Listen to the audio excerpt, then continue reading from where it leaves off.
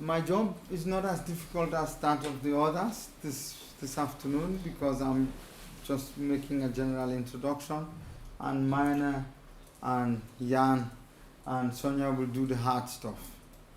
So, so just to take you, just to talk through why drivers of deforestation within the UNFCCC, I think it's really apparent because that's the whole objective of REDD+. But you've got a series of very specific texts within the UNFCCC that try to address drivers of deforestation. And when the first text on REDD+ that we had in Bali just encouraged countries to look at drivers of deforestation through projects and through that. But once we went to Copenhagen, then countries were specifically asked to make specific efforts to identify and to analyze drivers. Then we had a more comprehensive aspect of the drivers from Cancun, and there the countries were actually asked to go into very thorough analysis but make submissions to the UNFCCC as to how to handle drivers of deforestation. And within that, so based on that, SBSTA actually had very specific calls from parties and from observers on how to address drivers, and that had three main aspects: a submission on identification of drivers, a submission on the methodological issues around drivers and how you can quantify specific emission reductions from specific drivers. So those were sort of the three main things that SBSTA asked for from all the submissions. And if you take a quick look at most of the submissions that were done on drivers of deforestation within the UNFCCC, a number of things came out. Firstly, because the main recommendation from SBSTA was about identification. Everything was about identifying what were the drivers. A couple of things came through, and this also reflects perhaps what's in the literature in terms of having two specific categories of drivers: direct and indirect drivers, or underlying drivers. Some countries spoke a little bit about measuring the impact on emission reductions of very specific drivers, but how that links to MRV as well. There was a huge discussion from some specific submissions, especially one from I think it's the ecosystems, one of the ecosystems groups that talked a little bit more about the national versus international drivers, because a lot of the until Cancun, a lot of the discussion on drivers was about national level drivers, but in Cancun the text actually specified that we had to look both at national drivers but also drivers beyond national boundaries. So that introduced a new twist into it. The other thing that has featured quite strongly is agricultural drivers versus non-agricultural drivers, because of the dominant perception that agriculture is a main driver, although not in every place. And then there was all the methodological issues, and that was very heavily represented in the FAO submission on participation, on links to MRV, and on data sources and things like that within the FAO. But still, I think the biggest, by far, dominance in the discussion is about what are the drivers. And I don't think that is completely unbiased, because if we think about what we know from the literature, this is the dominant citation as far as drivers of deforestation is concerned, in which Hist and Lambin looked at drivers of deforestation, mainly proximate drivers, which we might call immediate or direct drivers, and underlying drivers. And this is, though it has a bit of the dynamics, but it's largely about the what. What are these drivers? And that is has followed through largely in most of the discourses that we have on drivers of deforestation at the moment. The big, but there are other open questions that we are not discussing very clearly at the moment on drivers of deforestation. This graph is from an example of work from Indonesia. I think mine, Sonia, and others came up with this.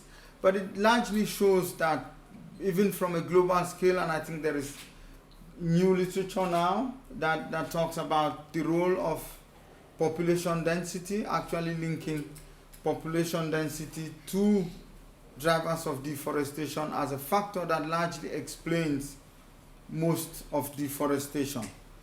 The question is, but despite that literature and that we are all aware of, we haven't really within the drivers of deforestation discussions attempted anything about, should we do anything about this sort of very huge population influence? Is it something to really think about or not?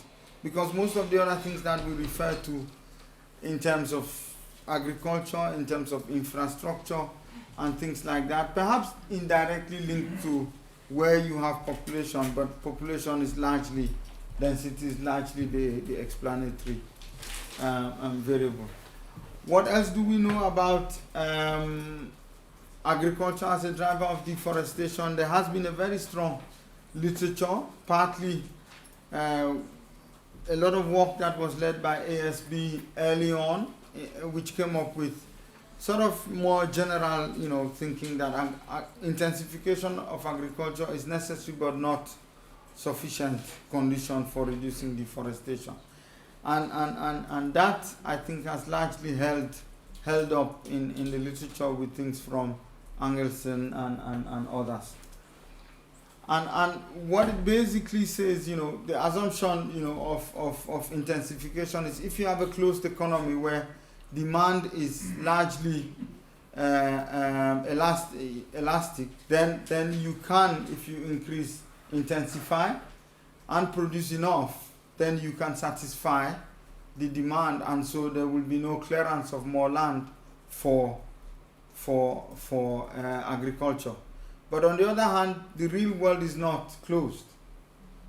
It's largely an open economy with a lot of demand from other places. So the tendency is if you intensify and agriculture becomes more profitable, then many more people get into it, and many more people want to expand to meet the sort of quote-unquote insatiable demand that we have in the world today. And that's largely sort of the more theoretical, thinking around why intensification alone is not sufficient.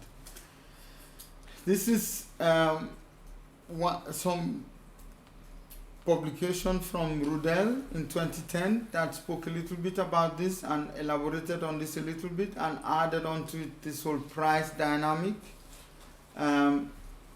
where that is strongly related also to the price, because if the demand and supply interactions also comes in with the price modifications. And what you find, they wanted to test using more FAO data, whether or not at a global level the intensification hypothesis really holds or not. But what they found largely is that only between 1985 and around early 90s, when you had any period within which there was an increase in yields and a corresponding drop in area of forest expansion, actually. And some of the explanation they gave, because you had a lot of the price dynamics early on during the Green Revolution and the period that preceded that. So you had this kind of dynamic, but in most of the other parts, it's largely not held strongly over time.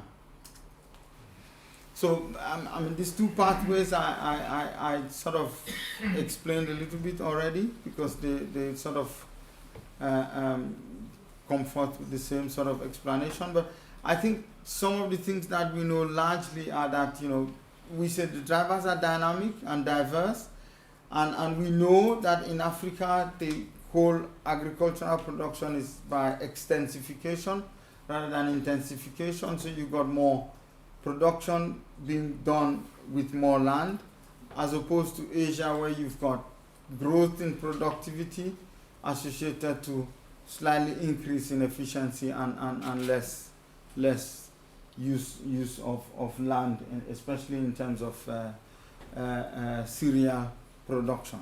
Yeah.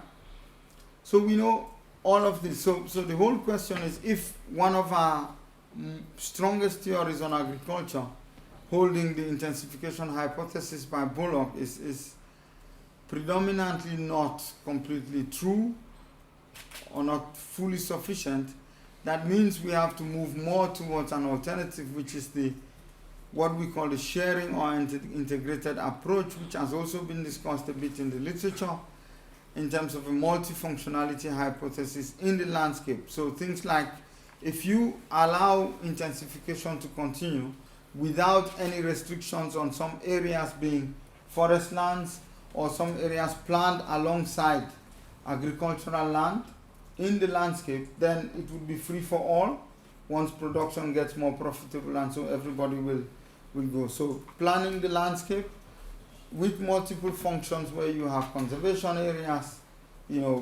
areas of biodiversity, corridors and things like that becomes more significant as complementary measures to intensification.